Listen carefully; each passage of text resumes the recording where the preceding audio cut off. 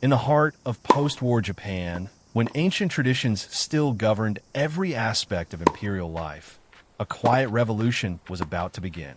Not with speeches or protests, but with something far more powerful: a glance across a tennis court in the summer of 1957. Crown Prince Akihito, heir to the Chrysanthemum throne, was 23 years old. He had been groomed since birth for his role as the future emperor, taught the weight of duty, the importance of tradition, the careful distance that must separate the imperial family from ordinary citizens. But on that August afternoon at a resort in Karuizawa, something unexpected happened. He saw her. Michiko Shoda was the daughter of a wealthy flower company president, but she wasn't nobility. She wasn't from one of the ancient aristocratic families that had traditionally provided brides for the imperial household. She was, by the standards that had governed Japan for centuries, a commoner. And she was beautiful, not just in appearance, but in spirit. As she moved across the tennis court, confident and graceful, your serve. the crown prince felt something shift inside him. I Their thought you'd first never conversation was brief, Not polite, bad. proper. You win this round. But there was something in her eyes, an intelligence, a warmth, a genuine quality that was rare in the carefully choreographed world he inhabited. For Michiko, the crown prince was unlike what she had imagined. He was thoughtful, curious about her opinions, interested in her as a person rather than just another face in the carefully curated social circles of elite Tokyo. They began to see each other at various social functions.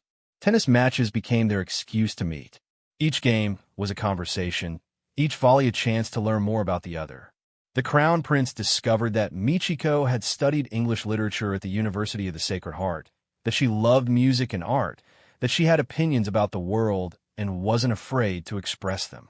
For a man whose life had been defined by protocol and deference, this was intoxicating.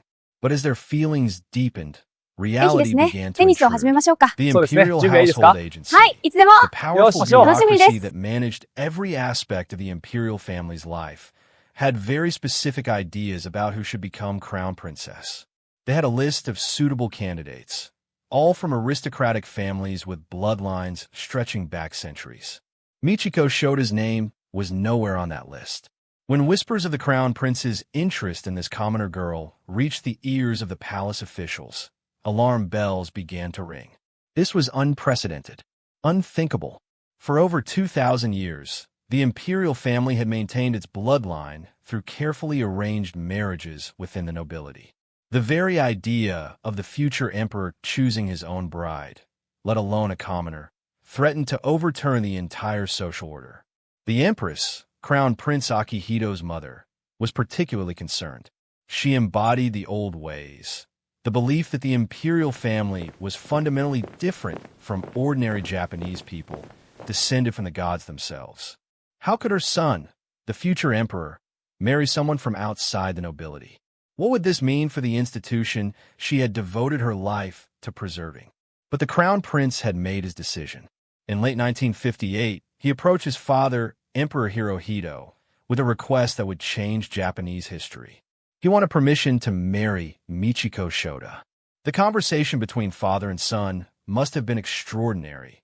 The weight of tradition pressing down on both of them, the uncertainty of breaking with centuries of precedent, the knowledge that this decision would ripple through Japanese society in ways no one could fully predict. Emperor Hirohito, who had witnessed his country's transformation from militaristic empire to defeated nation to emerging democracy, understood that Japan was changing. Perhaps this change It's an needed honor. to extend The honor is even mine. to the most We are sacred most institution grateful. in the Thank land. you both. After much deliberation, he gave his consent. The announcement came on November 27th, 1958. The crown prince would marry Michiko Shoda, the first commoner in recorded history to enter the imperial family as crown princess. The reaction was explosive. The media went into a frenzy. Michiko became an instant celebrity, her every move photographed, her every word analyzed. They called it the Michi boom. Michi was an affectionate shortening of her name. Young women copied her hairstyle, her fashion choices, her grace. For many Japanese people, especially the younger generation, Michiko represented hope, proof that even the most rigid traditions could evolve, that love could triumph over duty. But not everyone was celebrating. Conservative elements in Japanese society were horrified. Michiko faced intense scrutiny and criticism. Anonymous letters arrived at her family's home, some filled with vitriol and threats. Certain members of the aristocracy refused to accept her. The pressure was immense, overwhelming for a young woman who had never sought this level of attention or controversy. The Shoda family, too, found themselves thrust into an uncomfortable spotlight. They were successful and respected, but they were not prepared for the level of intrusion that came with their daughter's engagement to the crown prince. Every aspect of their lives was suddenly subject to public examination. Yet they stood by Michiko, supporting her through the increasingly difficult months leading up to the wedding. Michiko herself faced the greatest challenge. She had to undergo intensive training in imperial protocol, learning the complex etiquette, the formal language, the careful gestures that governed life in the palace. This hall Everything is from how she magnificent. walked to how Indeed she it held is. her hands The to ceremony how will she be bowed unforgettable. had to be perfect. It was like learning to be a completely different person while the entire nation watched and judged. The crown prince tried to shield her, to support her, but even his influence had limits. The imperial household agency controlled almost every aspect of their interactions. Their courtship had to follow strict rules.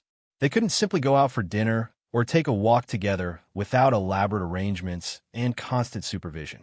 Every moment was scheduled, every conversation potentially observed. As the wedding day approached, April 10th, 1959, the tension reached a fever pitch. Some traditionalists hoped the marriage would somehow be called off. Michiko's family worried about their daughter entering a world so alien to everything she had known. And Michiko herself must have wondered what she was giving up: her privacy, her freedom, her very identity as an individual. The morning of the wedding, Tokyo was electric with anticipation. Over 500,000 people lined the streets to catch a glimpse of the royal procession. It was the first Japanese royal wedding to be televised, and an estimated 15 million people, almost half the country's population at the time, watched on television. Another way this wedding was breaking new ground. Michiko wore an elaborate Western-style wedding gown rather than the traditional Japanese ceremonial robes that previous imperial brides had worn. This was deliberate, another symbol of change, of the imperial family's willingness to embrace modernity. As her carriage made its way through the streets of Tokyo, she waved to the crowds, another break with tradition. Imperial family members typically maintained a dignified distance, but Michiko's warmth and directness with the public was genuine and irresistible. The wedding ceremony itself was a careful blend of ancient Shinto ritual and modern elements. As Michiko and Akihito exchanged vows, they weren't just marrying each other. They were marrying two different Japans, the traditional and the modern, the sacred and the secular. The weight of what they were doing must have been almost unbearable. The reception that followed was more formal, more constrained. Michiko was now crown princess, and the reality of her new role began to settle in. She was no longer Michiko Shoda, daughter of a flower magnate, but Crown Princess Michiko, future Empress of Japan. Every aspect of her life would now be governed by protocol and duty. The early months of her marriage were brutally difficult. The imperial palace was like a gilded cage. Michiko found herself isolated, surrounded by court officials and servants, but desperately lonely. The Empress, her mother-in-law, maintained a cold distance. Other members of the household viewed her with suspicion or barely concealed disdain. She was an outsider who had forced her way into their world, and they would not let her forget it. The pressure to produce an heir was immediate and intense.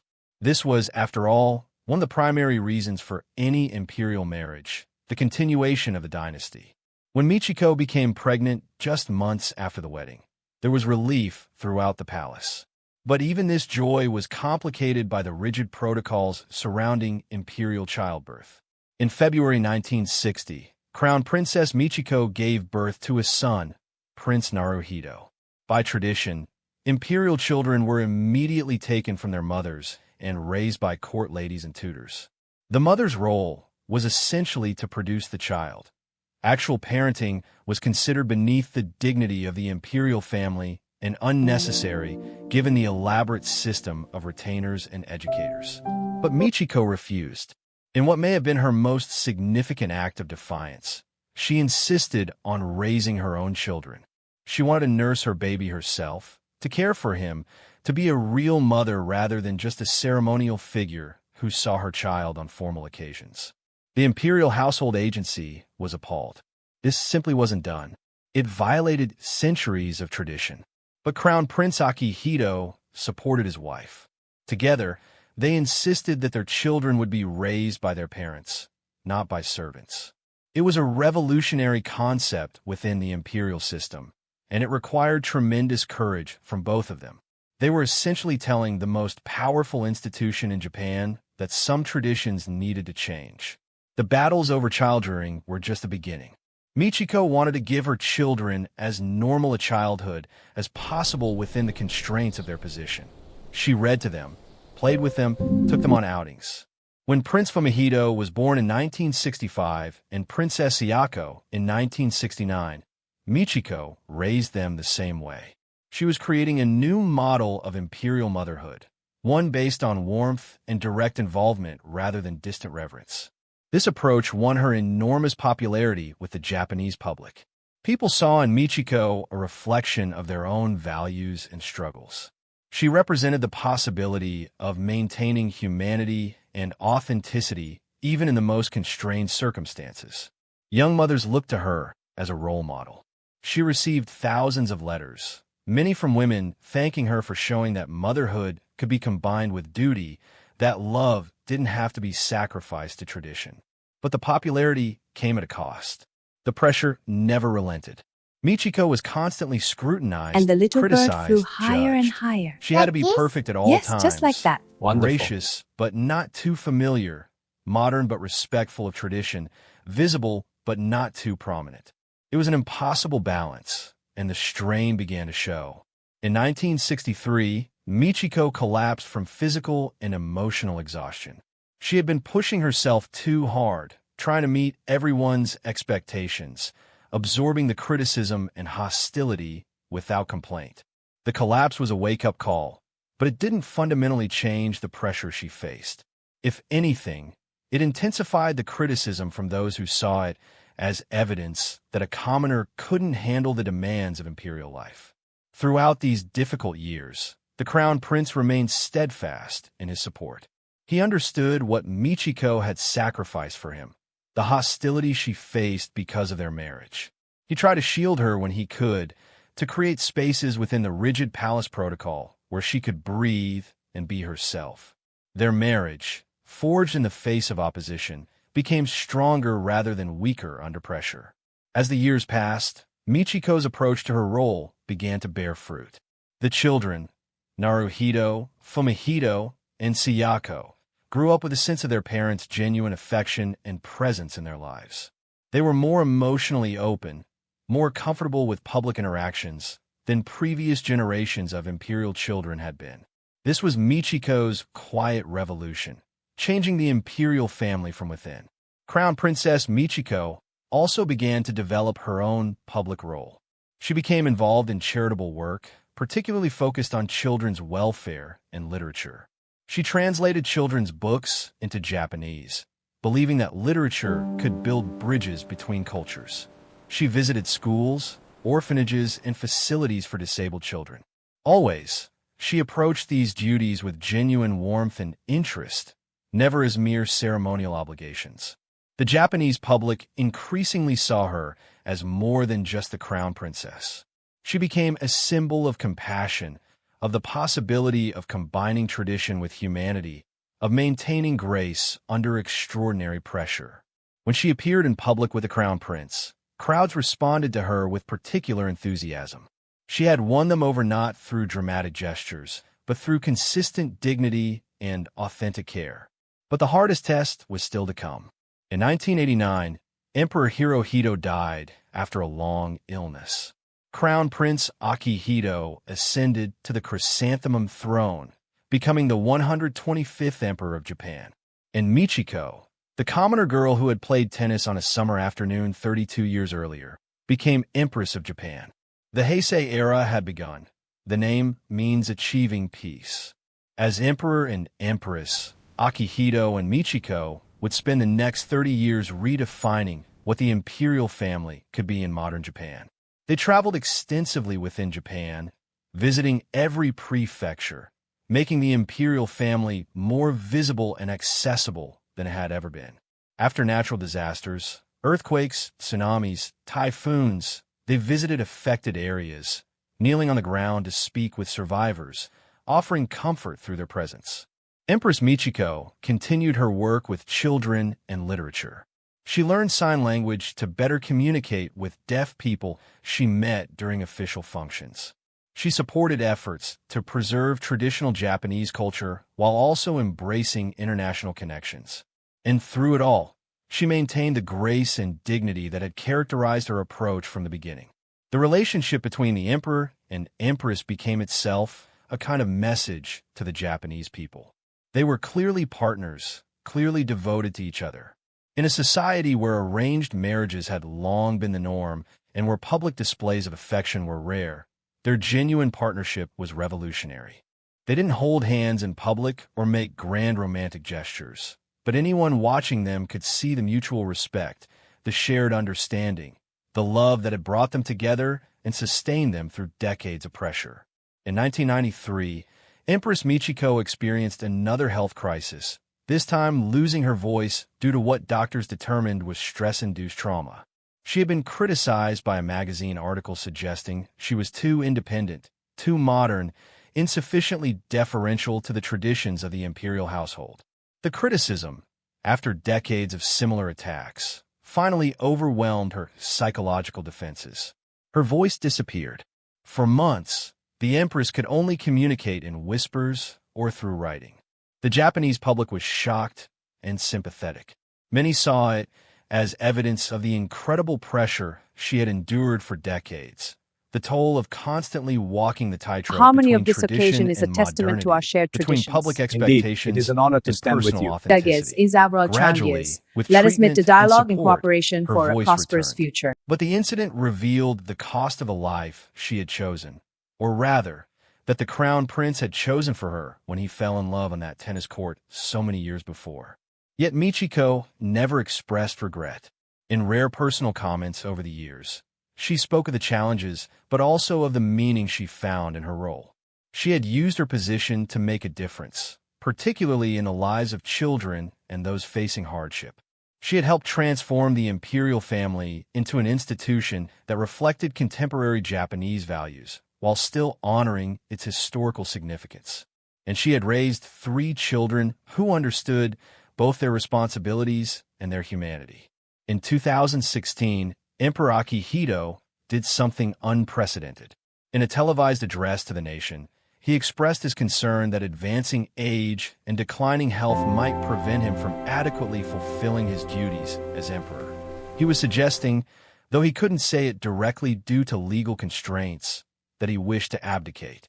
No Japanese emperor had abdicated in over 2 centuries. The role was supposed to be held until death. The suggestion sparked a national debate. Japanese law didn't actually allow for abdication, so the parliament would have to pass special legislation. Some traditionalists opposed the idea, arguing that it violated the sacred nature of the imperial role. But public opinion strongly supported the emperor's wish. After decades of watching him and Empress Michiko dedicate themselves to the nation, people wanted to grant them peace in their final years. In June 2017, the parliament passed a one-time law allowing Emperor Akihito to abdicate. The date was set for April 30th, 2019. On that day, after 30 years as emperor We must work and together to empress, build a brighter future for our Akihito nation. and Michiko Our shared would commitment to retire, progress is essential. passing the throne to their son Naruhito and his wife Masako. The final year of the Heisei era was filled with nostalgia and appreciation. The Japanese people reflected on 3 decades of peace and prosperity, of natural disasters met with imperial compassion, of an imperial family that had become more human without losing its significance. And at the center of it all was the couple who had started it, the prince who had chosen love over tradition, and the commoner who had accepted a burden she couldn't possibly have understood when she was young. On April 30th, 2019, Emperor Akihito formally abdicated in a brief ceremony. He thanked the Japanese people for their support and expressed hope that the new era would be peaceful and fruitful.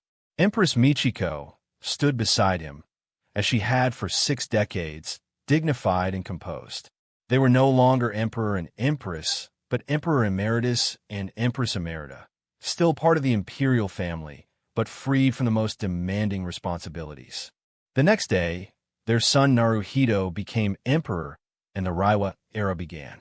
The name means beautiful harmony. Naruhito had grown up watching his parents navigate the impossible balance between tradition and change, between public duty and private humanity. He had seen his mother face hostility and pressure with grace, had watched his father support her, and gradually won acceptance for a new vision of what the imperial family could be. In retirement, Akihito and Michiko have remained largely out of the public eye, as is appropriate for retired imperial figures. They live quietly, spending time together, pursuing personal interests that their public roles never quite allowed. The tennis-loving girl and the duty-bound prince have become an elderly couple who changed history simply by insisting that love mattered. Looking back at their story, what stands out is not the grand gestures, but the quiet persistence. Michiko didn't lead protests or give speeches demanding change. She simply insisted on being herself, a loving mother, a caring person, a thinking individual, within a system designed to suppress all of that. And Akihito didn't renounce his throne or reject his heritage. He simply refused to let tradition dictate his heart. Together, they demonstrated that even the most rigid systems can evolve, that institutions rooted in ancient practice can find relevance in modern life, that duty and love aren't necessarily opposites. The changes they brought to the imperial family, raising their own children, engaging directly with the public, showing genuine emotion, prioritizing partnership and marriage, seem almost modest now. But in the context of 2,000 years of tradition, they were revolutionary. Their legacy lives on in the imperial family they helped reshape, in the way Emperor Naruhito and Empress Misako approach their roles, in the expectation among Japanese people that their imperial family will be compassionate, engaged, and human. It lives on in the memory of a time when a prince saw a girl playing tennis and decided that some traditions were worth breaking, and a girl looked beautiful across day for the tennis, net isn't it? and decided that certainly some is. I loves hope were you're worth any ready. cost. As ready as I'll In ever the be. end, that's what their story is really about. Not emperors and empresses, not tradition versus modernity, not even really about Japan's post-war transformation. It's about two people who found each other and refused to let the weight of history crush what they had found. It's about the radical act of insisting on your humanity in a system designed to erase it. It's about the quiet courage of choosing love when everything and everyone tells you to choose duty instead. And maybe that's why their story resonates beyond Japan, beyond any particular cultural context. Because we all live in systems of family expectations, professional obligations, social norms, cultural traditions that sometimes demand we sacrifice who we are for who we're supposed to be. And we all wonder whether it's possible to honor those systems while still honoring ourselves. Akihito and Michiko showed that it is possible, though never easy. They showed that you can respect tradition without being imprisoned by it, that you can fulfill your duties without losing your soul. The tennis court where they met is still there in Karuizawa, though it looks different now. But sometimes when the summer sun hits it just right, you can almost see them, young, hopeful, beginning a journey neither could fully imagine. A prince and a commoner, breaking tradition for love's whisper and changing a nation in the process.